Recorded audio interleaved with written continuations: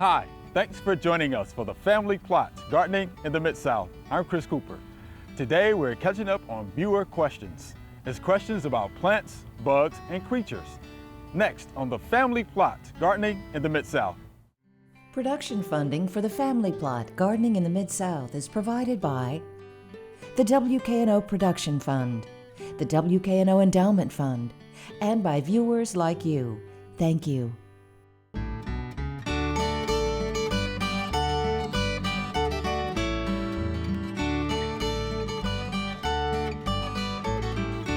Welcome to the Family Plot. I'm Chris Cooper. Spring is here and hopefully your garden is doing well so far. Today, we're taking a break from our garden to answer a few viewer questions we did not have time to air. Let's start with one about getting rid of tree of heaven. What is the best way to kill tree of heaven? And this is Mark from Hamlin, New York. So the old tree of heaven. Exotic weed tree. Invasive. The tree that grows in Brooklyn, that was that tree, if you read that book. But that was that tree. Again, I would cut that in the summer when it's actively growing. You want to do it in the winter. If you just cut it and left it, you're going to have all these sprouts coming up. But you want to cut it and you want to paint it with, could use Roundup, concentrate, don't dilute it. I'll use or concentrate. Triclopyr. Triclopyr will work better. And paint that whole wound as soon as you cut it.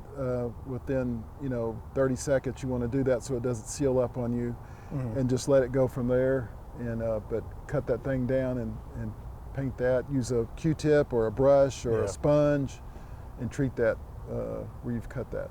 Yeah, and I'll probably do that late summer into the fall. Yeah. And when you paint it on, it'll soak it in. And you want it to do that. So. It's a hard tree to kill, for sure. And it's the host tree for the spotted lanternfly. Right. So that's why they're trying to get rid of it, down this way. So it could be tough. How do I get rid of chiggers in the garden? This is Marion from Manchester, Michigan. He says he's never had a problem, but this last year they invaded his garden and he felt it. Yeah. Yeah. That sounds terrible. It sounds terrible. Yeah. Chiggers are awful things. Chiggers are pretty bad. But I was surprised to read this that he's experienced them in the garden. In the garden, yeah. Because I'm used to running into them maybe in overgrown fields. Okay. So I would say to try to get rid of them, keep that grass cut short, keep any weeds pulled. Definitely don't have tall weeds. Cut back your overgrown shrubs. Just try to let in more light, more air circulation into your garden.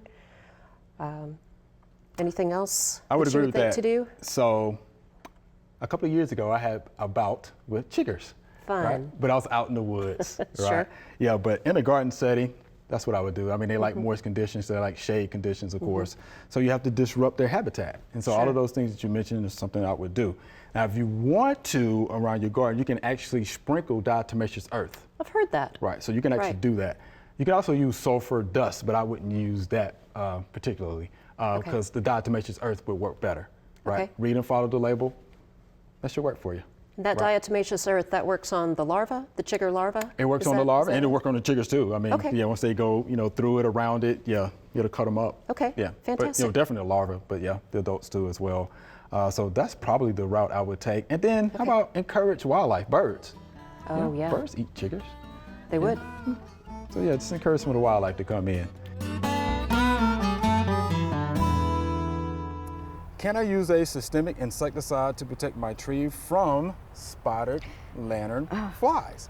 And this is Nick in Cleveland, Ohio. Oh, wow. Oh, so they're there. Oh, my goodness. The spotted lantern flies spreading are across. there. They're spreading across the United States. Okay, so can he use a systemic insecticide? Yes, he can. It's not going to be the be-all and end-all for him. He's still going to have to scout for them, and if you see some, get some contact insecticide to spray on them. Because that will, you have to have contact spray on those. But systemics will help, but it's not the answer. It's not the cure-all. Right. So you're gonna have to get out there and scout, like you mentioned.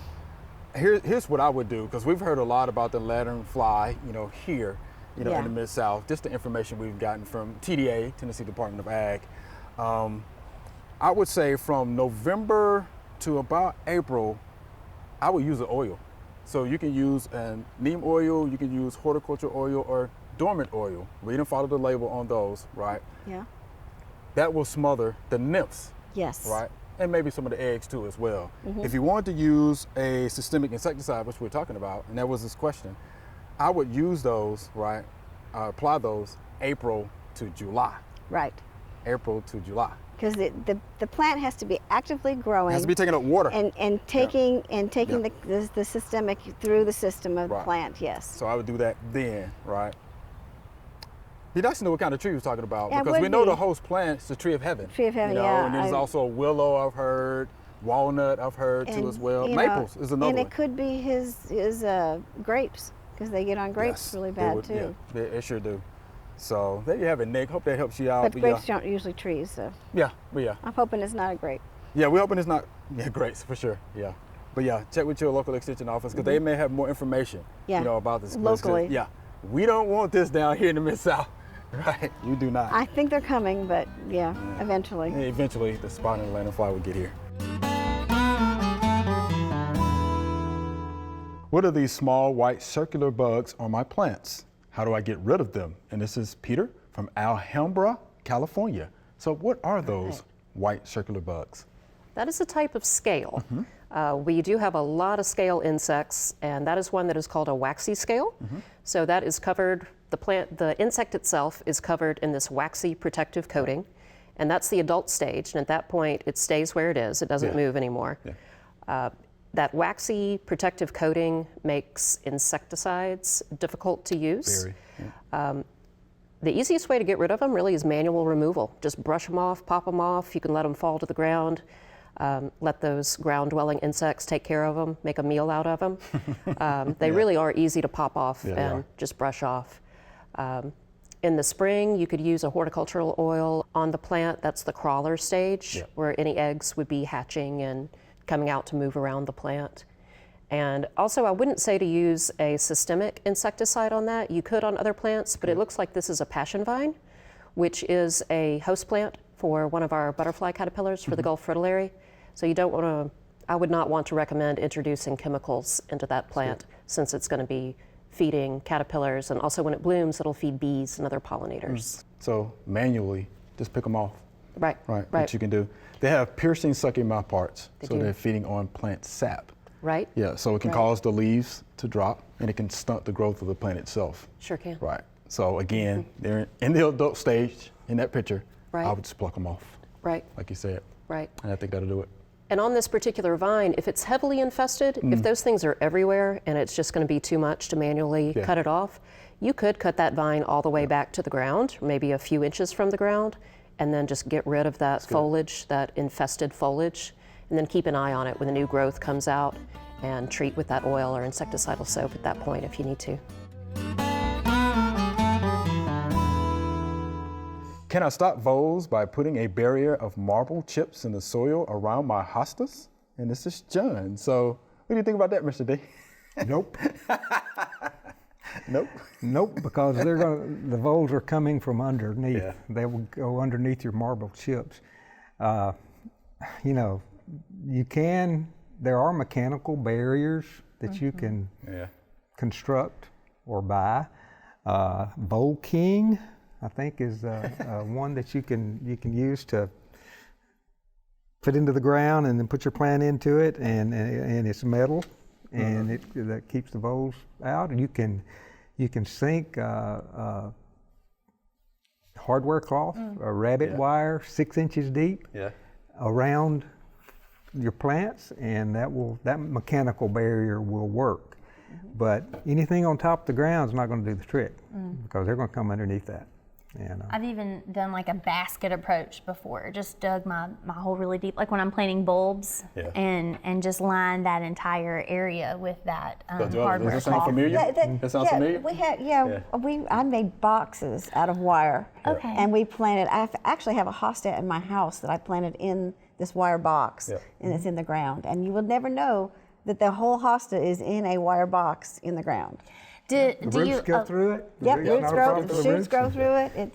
It works. And does some of it stick above the ground No. as well? No? Okay. Sometimes I have issues even with voles, you know, they go underground, but they also have, you know, above ground, like portions of their run go above ground, you know, from hole to hole. Sometimes they'll stop off and chew a plant right at the base too, you know. So, I mean, that might be beneficial if you're struggling with visual damage that you can see above ground, maybe extending your whatever barrier, physical barrier it is, a couple inches. So Hopefully, every once in a while, a mole will bite onto that wire and it'll break off a little piece of the tree. Every once in a while, that may happen. Yeah. You know, I'm sitting here thinking, actually, on the family plot, Jim Crowder was here, and he actually talked about using a soil perfector, you know, which is crushed rock. So he actually will plant the hostas in the crushed rock. the crushed rock. Right. Yeah. So That's he did a interesting. demo with that here on the set. So I think my voles would reach in there and they would remove the rocks. They take the rocks pull out. them out, and then they would. No, I have smart voles. Oh my For a gosh. lot of plant collectors that I know, especially who love hosta, they've resorted to just planting their hosta in containers and setting them out in the landscape. Right. And then once they leaf out, you know, Yep. just depending on how tall your pot is, it actually can be quite like pleasing to the eye because you get some different elevations, some different height out in the garden. But you know, they just got so tired of fighting the voles. Hosta are one of their favorite. Yep. Yep. They actually do just that at the Memphis Botanic Garden. Oh, they they do? do. They sure do. Oh, good. That's for sure. How should I go about trimming the freeze-damaged areas of my dwarf Japanese cedar? And this is Joseph. He says the plant has some regrowth, but wants to know how far to cut it back. So can we help him out? Sure. So that's cryptomeria. I would not do it. I would wait and see what kind of new growth comes out before you start cutting, and then you can do the little scratch Yeah, I was test to thinking the same save the thing. bark. Right. But the dead wood's not going to come back alive, so you're going to need to take that out. So Right. you may have to do some harsh pruning, and hopefully it'll grow out eventually and fill that in. Right, It takes some right. time, but you got to get the dead wood out of there. Okay, yeah, all the way back to green tissue. That's right. Yeah, and cut out the dead if you possibly can. Would you fertilize to help it out? You could. I wouldn't do a heavy nitrogen, but I would do some fertilizer and make sure you sanitize your tools Oh, good point, in good point. between. What is causing some of the branches of my 3-year-old cryptomeria tree to turn brown in late summer? It receives partial sun, but I do not water it. And this is Dorothy from Hartselle, Alabama. She says it is growing in red clay. So why is it turning brown? the you know, cryptomeria? it's a tough plant and it is drought tolerant, but if it's really dry, Yeah. it could be drought stress That's what I causing think. it. And that's what I'm thinking. It's probably a little bit of drought stress. Don't throw the water to it, but deeply water it once a week in the summer maybe, and check it and you know, stick your finger down, and if it's wet down the 2 joints or whatever, then you don't need to water Right. it. But don't overwater that plant for sure. Yeah. So So I would encourage using mulch, you know, too. Yes, Yeah. keep it from drying out. Yeah, consistent, you know, moisture. Moisture. I think that will help. We should need to cut out any of the. No, browning? if it's greening back up, I would not. Okay. You know, if it's dead branches, you do need to take them out. But Okay. Any fertilizer to kind of help it out? I could do something organic. Again, I wouldn't. You don't want to stress it by adding a whole bunch of nitrogen to it. Okay. I would just balance fertilizer. Okay. So let's address the growing in red clay. Is that a problem?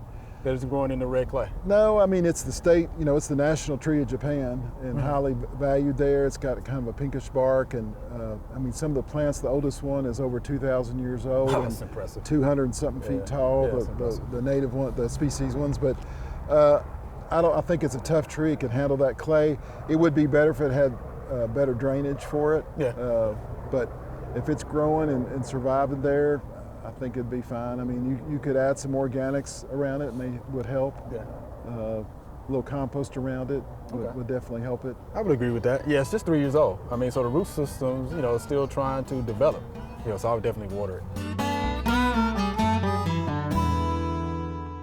Why is the bark peeling off my tree? Is there anything I can do to stop it? The tree is at least 50 years old, and this is Lee from Brookings, South Dakota. Right? And we Wow. appreciate that picture. Yeah, right? that's a nice picture. So what do you think about the bark peeling? What caused that?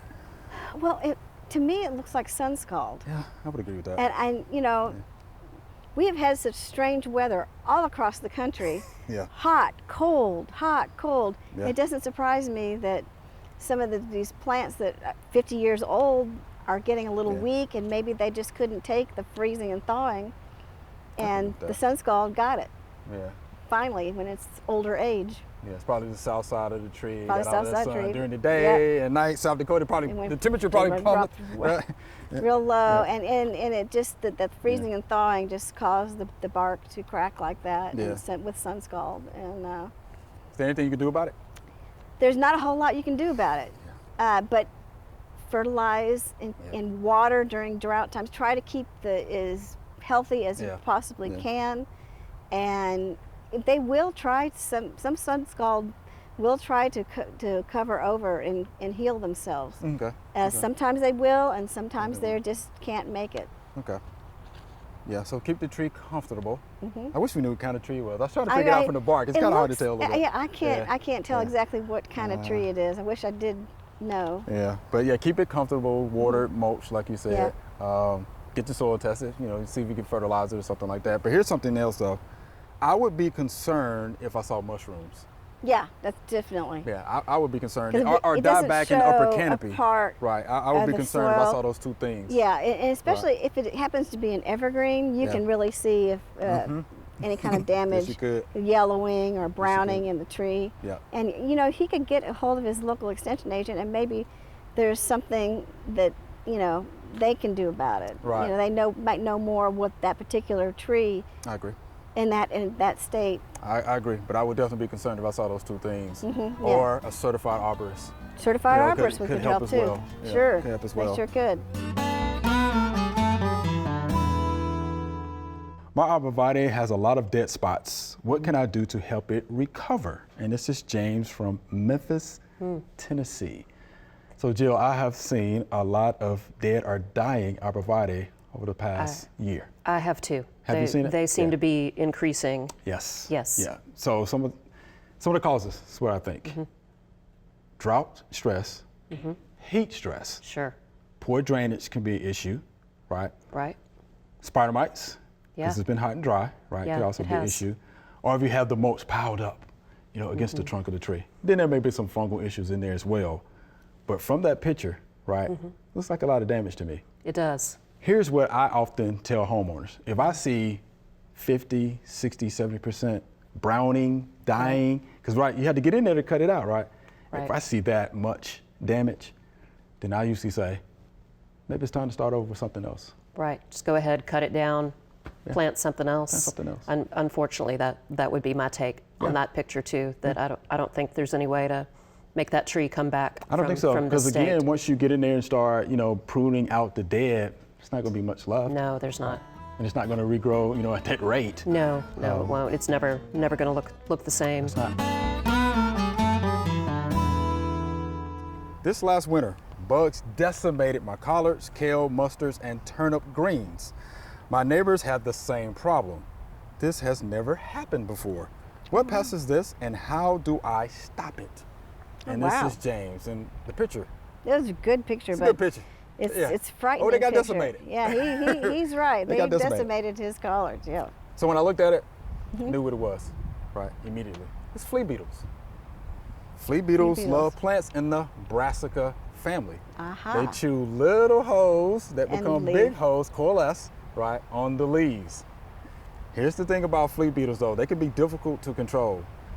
Soon as you plant any plants in the Brassica family, I would cover them with a row floating crop row cover, yeah. cover. I would do that, right? Yeah. At least, let the plant mature. You can take them off, and then the plant at that point in time can handle the damage from the flea beetles. Wow. You can yeah. do that. Floating row covers is one. Number two, right, they like dry soils, right? So make sure the soils are not too wet, right? You can also apply mulch, Uh-huh. or I've heard this one from Dr. Natalie. How about a trap crop? So that's in true. between, you can plant radishes or mustards. Right? Yeah. As And a trap crop. they'll try to eat those Yeah, you try to eat instead those. of your crop. Yep. And he did say last winter, you can do an earlier fall crop, you know, that may help. But you know, this depends on the year, right? This depends on the year. Our weather So if you have a changes. mild winter, like we had, Yeah, right? Guess what? Survival rate is going to be higher yeah, that's for true. the flea beetles, right? That is So true. mild winter into like a dry spring, you're going to have more. Oh, wow. So be prepared So with be those prepared. row crop covers. Yeah, but yeah, I would get the floating row covers. If you want to use a pesticide, there's one that's a little safer to use, Spinosad. Is one that you Spinosad, can yeah. use. Yeah, read and follow the label on that. I think you'd be okay. Yep. Yeah, you better catch them when they're little though. Yeah, I know.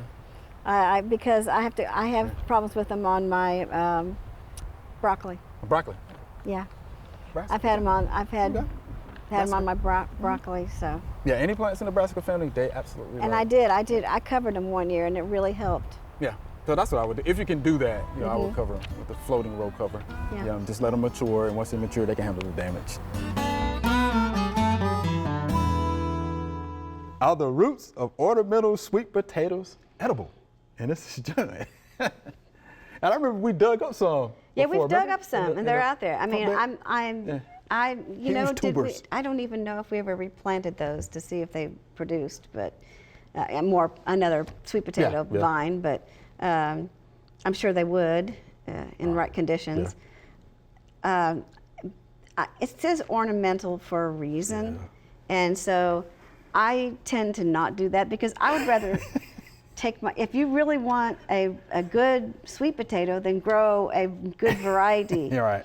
that is going to be really nutritious and you're going to like it a lot better. Yeah. It says ornamental. Yeah. Centennial, grow those. Beauregard, Yeah, eat yes. those. Yeah, those would be good. But yeah, ornamental. It says ornamental for a reason. It's grown for foliage and not for eating. Right, foliage and growth. Yeah, definitely not for eating. Yeah. No. How would I use herbicide to get rid of Virginia creeper?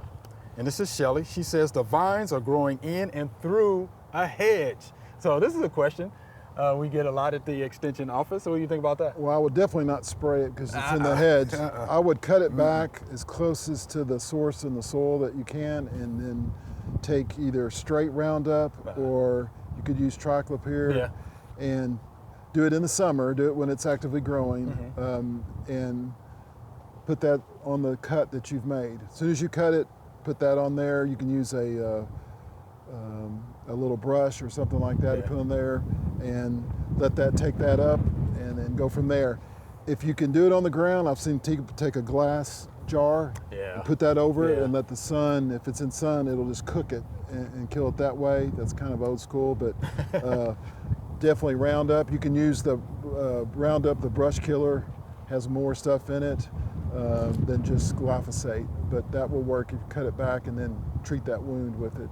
I would definitely do that. I'd be careful, read and follow the label with that. Of course, I'll use a paintbrush or a little piece of sponge, and just dabble that stem or those leaves. Yeah, but I definitely wouldn't spray over the top. A Q-tip, right? Would work. Yeah, but definitely, Miss Shelley, don't spray over the top. That's right. To do that. Or you can just grab a piece of it, follow it down about an inch above the soil surface. You can nip it and paint it. Yep, so I think that would work, Shelley. Again, read and follow the label on that. How do you kill pokeweed? And this is Dee from Oklahoma. So how do you kill pokeweed, Dr. Kelly? Well, down here, when it's young, we eat it and make poke salad. And I bet you they've heard of that in Oklahoma, but I know they can be. Be careful if you do that. Well, not if they're young, you don't have to worry about it. young, But if they get, notice I said young. Yeah. If they get, mature and old, obviously you don't eat it. They can be, kind of poisonous, so give you the bellyache and worse. But anyway, if you want to kill pokeweed, what I would do when they're young, they do have a lot of seed, and they will seed everywhere. And birds, scatter them everywhere after they digest them and eliminate them. So it can become a problem. And I do have it all in my garden and stuff. And they're very easy to hand weed or hoe when they're young. Okay. Very, very easy. I just pull them up, and I throw them over the fence to the cows and let them have some poke salad. But when they get bigger, when they get really big, they can have huge stalks. Oh, yeah. I mean, they can have 2 or 3 inch, big, huge things. Right. And when they're that big, they have quite a big taproot. Yes, they do. And if you leave any of that root, it's just going to come back because where we are, there can be perennials. I don't know how far north they go. that their hardiness goes. But down here, and probably in Oklahoma too, they're probably perennial. Yeah. So if you let them get big, you're either going to have to just dig it up with a shovel, you know, and get that whole taproot out, which is really not hard. They're not really hard to dig up. Or you can just, you know, spray them. But I don't really like, because they're so big, I usually just dig them out, obviously, you know, really. I dig them out. Or you can cut them and paint the cut place with the herbicide of some kind, you know.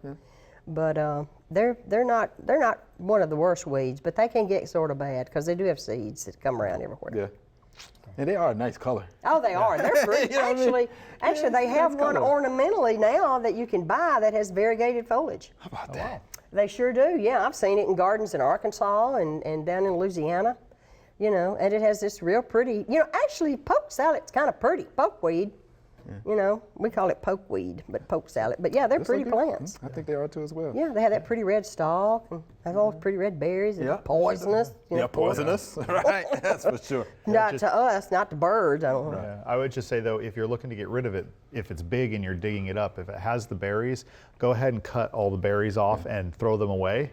So that way, as you're digging it up and knocking it around, that you're not knocking these berries off so they can good point. grow. Leave them in the ground. Yeah. I agree. Remember, we love to hear from you. Send us an email or letter.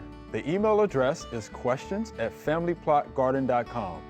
And the mailing address is Family Plot, 7151 Cherry Farms Road, Cordova, Tennessee, 38016. Or you can go online to familyplotgarden.com. That's all we have time for today. Those were good questions and they're a lot of fun to answer. To get more information on any of them, go to familyplotgarden.com. If you want to watch past segments, visit our YouTube channel @FamilyPlotGarden. Thanks for watching. I'm Chris Cooper. Be sure to join us next week for the Family Plot Gardening in the Mid-South. Be safe.